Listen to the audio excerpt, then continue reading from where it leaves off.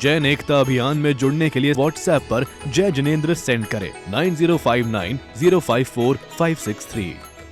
निमित्त होना और निमित्त बनाना। बहुत बार हम निमित्त बना लेते हैं, ऐसा कुछ हुआ नहीं, ऐसा विचार भी नहीं, ऐसा भाव भी नहीं, मगर निमित्त बना दिया कि तूने जानबूझकर ऐसा किया होगा। और फिर बाद में उसकी हर क्रिया के संदर्भ में हम उसी दृष्टिकोण से विचार करते हैं। इस जीवन में आग्रह भरे रखना, मगर कभी भी दुराग्रह जिंदगी में कभी मत पालना, क्योंकि दुराग्रह हठाग्रह का रूप लेता है।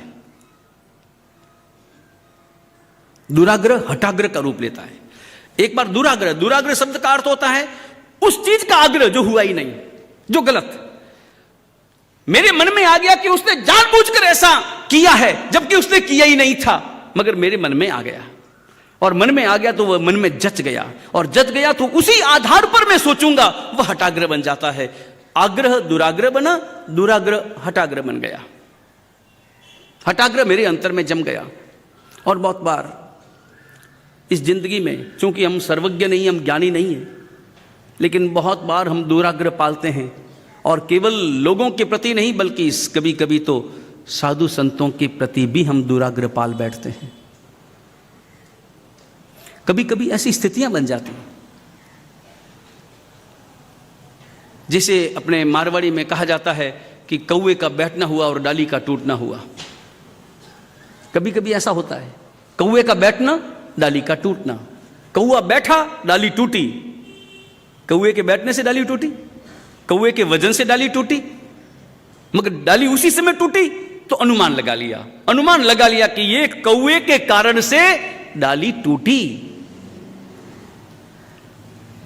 बहुत बार कभी कभी हम साधु संतों को भी, उनके संबंध में भी हम अपने हृदय में दुराग्रह पाल देते हैं।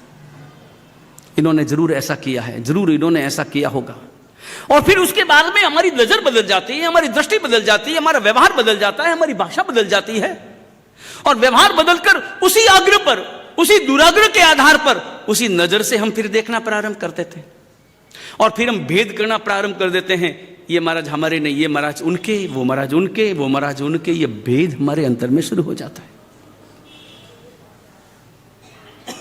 महाराज को भी बांट देते हैं, साधु संतों को भी बांट देते हैं। साधु संत तो अपनी क्रियाओं में रहते हैं। इस दुनिया में हमने सबको केवल और केवल बांटने का ही काम किया है। हमने मंदिर बांट दिए, धर्म बांट दिया, यहां तक कि साधु संतों को भी बांट दिया। अरे बांटना हो तो केवल अपने ज्यादा से ज्यादा अपना माल सामान सोना चांदी बांट लो, उतना पर्याप्त है। साधु संतों को बांटने से क्या लाभ होगा? साधु संत सभी के हैं, साधु संत सभी के हैं, और साधु संतों पर कभी कोई लेबल मत लगाओ कि ये साधु उस गच्छ की क्रिया करने वाले हैं, मगर उस गच्छ के ही हैं, ऐसा कभी मत सोचना। साधु संत सबके हैं। परमात्मा महावीर केवल जैनों के नहीं है, परमात्मा महावीर पूरे विश्व के हैं। जो माने उसके परमात्मा है, जो माने उसके साधु संत हैं। साधु संत किसी एक के नहीं होते। कभी भी अपने हृदय में दुराग्रह और हठाग्रह कभी मत पालना। साधु संतों की तो करुणा है, उन्होंने संसार छोड़ा है, संसार छोड़ा, संसार की सुविधाएं छोड़ी, अपने परिवार को छोड़ा है, और सबको छोड़ करके उनका लक्ष्य केवल और केवल मंदिर बनाना उनका लक्ष्य नहीं है। उनका लक्ष्य केवल धर्मशालाएं बनाना, उपासना बनाइए, नवनिर्माण कराना, यह लक्ष्य नहीं होता है। लक्ष्य तो केवल और केवल आत्मकल्याण होता है। लक्ष्य केवल और केवल कर्मों की निर्जरा करना है। कर्म बांधना हमारा लक्ष्य नहीं है। यहां कर्मों का भार हम हल्का करने के लिए आए हैं, कर्म बंधन करने के लिए नहीं आए। कभी कभी निमित्त होता है और कभी कभी निमित्त हम बना देते हैं, अपनी मर्जी से बना देते हैं, अपने आग्रह से बना देते हैं, अपने दुराग्रह से बना देते हैं कि निमित्त। और ऐसा ही हुआ उस जटाशंकर ने। बस ये मान लिया कि इधर पूरा पापड़ परोसा, इधर पूरा पापड़ परोसा। जेठ ने जानबूझकर मेरा अपमान करने के लिए, लोगों के बीच मेरा अपमान करने के लिए मुझे आधा पापड़ परोसा है, मैं बदला लूंगा। सबके सामने तो मैं कुछ कह नहीं सकता हूं, कुछ बोल नहीं सकता हूं, यह व्यवहार तो मैं कर नहीं सकता कि तुमने सबको पापड़ पूरा दिया, मुझे आधा क्यों दिया, यह प्रश्न तो कर नहीं सकता था। और क्रोध कभी भी समाधान थोड़ी चाहता है। प्रारंभिक क्रोध समाधान चाह सकता है, लेकिन हठाग्रह में बदल दिया जाने वाला क्रोध वो समाधान नहीं चाहता, वो बदला चाहता है। कभी आप अनुभव करना कि हम समाधान चाहते हैं या बदला, इन दोनों में बहुत अंतर है। समाधान करना 2 मिनट का काम, और बदला का अर्थ यह होता है कि और ज्यादा बढ़ जाता है। ऐसे ही जैसे एक पत्थर कांच को तोड़ देता है। पत्थर अगर मान लो कांच पर मारा, कांच टूटा कि नहीं टूटा? कांच टूट गया। लेकिन वही पत्थर लिया हाथ में और पानी को मारा, पानी को कोई असर होगा? कांच टूट गया, दूसरी कोई वस्तु टूट गई, पानी को कोई असर हुआ? पानी को असर क्यों नहीं हुआ? पत्थर तो ताकतवर है, पत्थर में ताकत है, सबको तोड़ने की ताकत है। वो कांच को भी तोड़ देता है, वह और लकड़ी को भी तोड़ देता है, वह सबको तोड़ देता है। पानी को तोड़ने में सक्षम है? पानी को तोड़ सकता है? कुछ नहीं हुआ, पानी को कुछ नहीं बना, पानी में कुछ नहीं बिगाड़ नहीं हुआ। बल्कि जबकि पानी इतनी कोमल है, पानी कितना कोमल है, पानी इतना कोमल, इतना नरम है, जो कड़क है उसको तोड़ दिया, मगर जो नरम था उसे तोड़ नहीं पाया। पत्थर भले कितना ही मजबूत था, पत्थर के सामने, पत्थर का जब निमित्त मिले आप पानी बन जाओ, वो पत्थर कुछ भी नहीं कर पाएगा। पत्थर के सामने पत्थर बनोगे, टूटोगे। पत्थर के सामने कांच बनोगे, टूटोगे। पत्थर के सामने पानी बन जाओ। जटाशंकर के मन में आया, मुझे बदला लेना है। बदला कैसे लूं? ऐसे ही लूंगा। और उसने तैयारी करनी प्रारंभ की। अपने पास में जितना भी सोना चांदी था बेचा, जमीन भी बेच दी, बेच करके पैसा इकट्ठा किया और स्वामी वात्सल्य के लिए अर्जी लगाई। संघ ने कहा रहने दो, तुम्हारी स्थिति हम जानते हैं। स्वामी वात्सल्य, बोले स्वामी वात्सल्य का लाभ क्या? अमीर ही ले सकते हैं, मैं नहीं ले सकता, मुझे भी लाभ देना पड़ेगा, मुझे भी ये लाभ लेना है। तुम्हारी इतनी भावना है तो लो। और स्वामी वात्सल्य का आयोजन किया, सबको बुलाया, सेठ जी भी आए और उसने वही प्रक्रिया अपनाई। लास्ट में पापड़ हाथ में लिए, पापड़ का बड़ा थाल हाथ में लिया और लेकर के चला, परोसते पूरा पापड़ सबको। सेठ जी का नंबर आया, वहां भी पूरा ही पापड़ था, लेकिन पूरा पापड़ तो परोसना नहीं था, बदला लेना था। पापड़ को तोड़ा और तोड़ते समय इतनी ताकत लगाई कि पापड़ एक तोड़ना था, 10 पापड़ टूट गए। वो एक पापड़ तोड़ा और तोड़ते समय उसका कषाय, उसका चेहरा, बदला लेने का भाव। उसने वो आधा पापड़ सेठ जी को परोसा और थोड़ा सा आगे बढ़ा और प्रतिक्रिया देखने लगा कि क्या प्रतिक्रिया हो रही। लेकिन सेठ जी तो बहुत अच्छा, क्या आपने स्थिति कमजोर है मगर फिर भी आपने स्वामी वात्सल्य का लाभ लिया, आपका जितनी अनुमोदना की जाए उतनी कम, यूं कहकर के वो, अरे वो नहीं, देखो थाली में देखो। थाली में देखा, बराबर है। अरे देखो मैंने आधा पापड़ परोसा है। हाँ तो आधा है, बराबर है, इसमें कोई समस्या नहीं। अरे याद करो वो दिन कि तुमने आधा पापड़ परोसा था। सेठ जी ने कहा कि एक बात बता, अभी तुमने आधा पापड़ परोसा तो ये तो डॉक्टर ने भी कहा है कि पापड़ कम ही खाना है, मगर मुझे ये बताओ कि तुमको मालूम कैसे पड़ा कि मुझे आधा ही चाहिए और तुमने आधा ही परोसा? तुमको मालूम कैसे पड़ा? जटाशंकर ने कहा ये तो नाराज होने के बजाय तो राजी हो रहे हैं, बल्कि ये तो ऐसा सूचित कर रहे हैं कि अगर पूरा पापड़ देता तो नाराज हो जाते, दुखी हो जाते। तो तुमको मालूम कैसे पड़ा कि मुझे आधा ही पापड़ चाहिए? बहुत अच्छा किया जो तुमने आधा ही परोसा, बहुत अच्छा किया। अरे याद करो आपने आधा पापड़ परोसा, मैंने बदला लेने के लिए ही तो। और तब सेठ जी के मन में आया ये क्या किया, मेरा ऐसा कोई भाव नहीं था। आधा आया होगा हाथ में, आधा परोस दिया होगा, मुझे याद भी नहीं। लेकिन अगर तुम्हें बदला ही लेना था तो मुझे बुला लेते और मुझे आधा नहीं बल्कि पाव पापड़ ही परोस देते। लेकिन केवल बदला लेने के लिए ऐसा काम, अल्प कषाय। हम अपने कषाय को कितना पुष्ट करते हैं और अनुभव करना, हम कषायों को पुष्ट करने के लिए तर्कों का उपयोग करते हैं। निमित्त नहीं था तो भी निमित्त बना दिया और निमित्त को कारण बना दिया। इसमें निमित्त को कारण बना दिया जटाशंकर ने, और इस कारण से आवेश आवेश आवेश। अगर परमात्मा का शासन प्राप्त करना है, दोबारा परमात्मा का शासन प्राप्त करना है, शासन प्राप्त करना ही है, क्योंकि शासन प्राप्त किए बिना हमारा कल्याण नहीं है। अल्पकषाई बनो, जीवन में निमित्त मिलेंगे, उन निमित्तों से दूर रहो, स्वीकार मत करो, किसी भी पाप के निमित्त को स्वीकार मत करो, स्वीकार करके उसे कारण में मत बदलो, और धर्म के जितने निमित्त मिल जाए तुरंत उन्हें कारणों में बदलने की कोशिश करो, कारण में बदलने का प्रयत्न करो।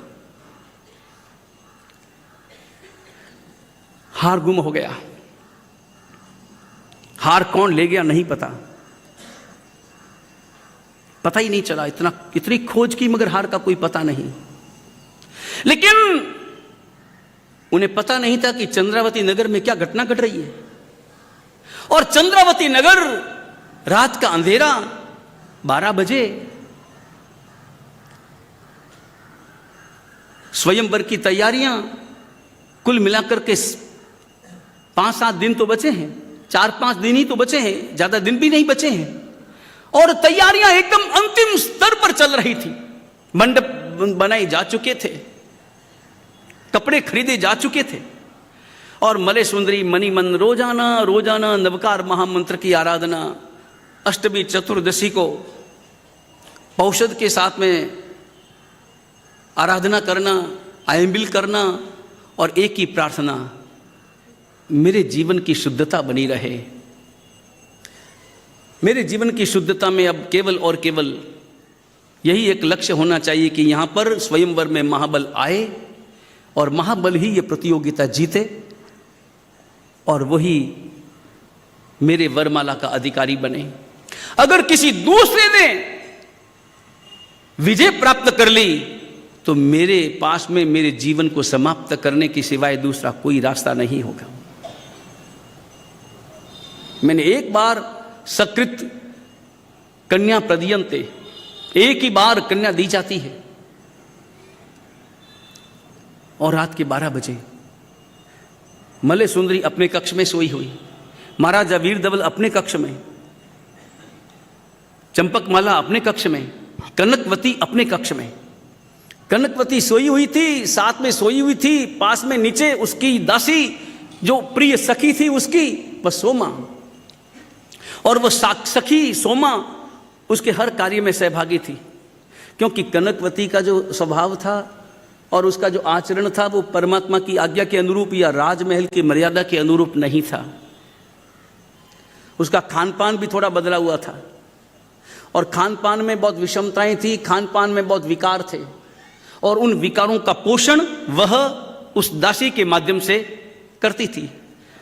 बहुत बार बीच बीच में वह शराब की बोतल भी मंगाती थी और मदहोश हो जाती थी। उसे लगता था कि कहां मैं यहां पर आ गई और मेरा तो जीवन ही बेकार हो गया, मेरा यौवन बेकार हो गया। लेकिन अभी जलन उसके हृदय में थी मलय सुंदरी के प्रति, मैं क्या करूं क्या न करूं। रात को 12 बजे कनकवती सोई हुई, नींद में सोई हुई, और अचानक उसे लगा कि ये मेरी छाती पर क्या गिरा। एकदम उठी, पहले डरी, एकदम जागी, और उसने पुकार लगाई, सोमा सोमा। सोमा भी एकदम हड़बड़ाहट में उठी और सोमा से कहा कि कुछ गिरा, मेरे ऊपर कुछ गिरा, जरा चेक करो, देखो। दीपक जल रहा था, ऊपर आवरण था, कमरे में अंधेरा था, आवरण को दूर किया और दीपक का प्रकाश पूरे कमरे में फैल गया। उस प्रकाश में देखा तो कनकवती अभी उठने का नाम नहीं ले रही थी, डर रही थी, बहुत डर रही थी, मैं क्या करूं क्या न करूं, क्या गिरा मेरे ऊपर। और तभी कनकवती ने देखा कि आपकी छाती पर कुछ गिरा है। अब वो धीरे धीरे कनकवती उठी और देखा छाती पर देखा तो हार। वो कौन सा हार? वो ही लक्ष्मी पुंज हार। ये मेरे पास कहां से आया? ये यहां पर किसने गिराया? चारों ओर देखा, कोई व्यक्ति नहीं, तो ये आया कहां से? अच्छी तरह से चेक किया, है तो वही लक्ष्मी पुंज हार। सोमा ने कहा कि वही हार, बिल्कुल वही हार, ये वही लक्ष्मी पुंज हार है, मैंने कितनी बार इसे देखा है। यही हार तो मलय सुंदरी के गले में था, और उस रोज यही लक्ष्मी पुंज हार मलय सुंदरी ने महाबल को धारण करवाया था, ये यहां। और तब कनकवती के मन में आया कि जिसने भी दिया, कहां से भी आया पता नहीं, अब पता नहीं किसने मुझे ये लाकर के दिया है, मगर किसी मेरे हितैषी ने ही लाकर के दिया है। और तब ठंडे दिमाग से थोड़ी देर बैठे और विचार करने लगे, और विचार करके अब योजना बनाने लगे, अब क्या करना। और कनकवती के हृदय में तो जहर भरा था और दासी सोमा भी उसमें शामिल हो गई। दोनों ने विचार विमर्श करके एक योजना बनाई, खतरनाक योजना, ऐसी खतरनाक योजना। और तब कनकवती ने कहा कि कभी कभी लोग सही बातों पर विश्वास नहीं करने वाले लोग कभी कभी झूठी झूठी बातों पर पूर्ण विश्वास करने लग जाते हैं। अब मेरे पास ऐसी ही कहानी आ गई है, अब मैं देखती हूं कि मलय सुंदरी को कौन बचाता है। अब मलय सुंदरी को कौन बचाता है। रात निकली, लक्ष्मीपुंज हार को जल्दी से जल्दी कनकवती ने एक अलमारी में छिपा दिया और सूर्योदय हुआ। और सूर्योदय होने के साथ ही कनकवती उठी, तैयार हुई। दासी सोमा ने कहा कि देवी आप जा रही हो, आप सावधान रहना, बहुत सावधानी से वार्तालाप करना, कहीं कोई गड़बड़ ना हो, जल्दबाजी में कुछ इधर उधर बात मत बोलना, और बोलते समय अपने चेहरे के हाव भावों को बहुत व्यवस्थित रखना, क्योंकि आपको बहुत दर्द की बात करनी है मगर हृदय में बहुत प्रसन्नता है। हृदय में लक्ष्मीपुंज हार को प्राप्त करने की बहुत प्रसन्नता है और चेहरे पर तुम्हें दर्द की बातें कर, हृदय की प्रसन्नता चेहरे पर नहीं आनी चाहिए, बहुत सावधानी से बात करना। और तब कनकवती ने कहा तुम चिंता मत कर, अब तुम देखना मैं राजा को कैसे नचाती हूं, मलय सुंदरी के साथ क्या व्यवहार होता है, तुम आगे देखना। और यूं कहकर कनकवती चली राजा के कक्ष के बाहर। राजा उस वक्त में तैयार हुए थे, उठे ही थे, नवकार महामंत्र गिन रहे थे। आवाज पहुंचाई, कनकवती आपके दर्शन करना चाहती है। और कनकवती ने अंदर प्रवेश किया। और देवी कनकवती क्या बात है, आज सुबह सुबह कोई कमी तो नहीं रहेगी, कोई बात, कोई सुझाव, स्वयंवर का दिन सामने है। और तब कनकवती ने कहा राजन मैं आपके एक हित की बात करने आई हूं। मैं पिछले 3 दिनों से जो देख रही हूं मैं आपको कहूं न कहूं समझ में नहीं आता, क्योंकि एक बार मैंने आपको हित की बात कही थी और मेरे ऊपर आरोप लगा था। आज मैं फिर आपके सामने आपके हित की बात करने आई हूं। मैं जानती हूं कि आप मेरी बात का भरोसा नहीं करेंगे। भूमिका इतनी जबरदस्त बांधी। राजा ने कहा कि देवी तुम भूमिका छोड़, हुआ क्या पहले वो बता। और कनकवती ने बताना प्रारंभ किया। क्या बताया वो सब कल। जैन एकता अभियान में जुड़ने के लिए व्हाट्सएप पर जय जिनेंद्र सेंड करें 9059 054 563।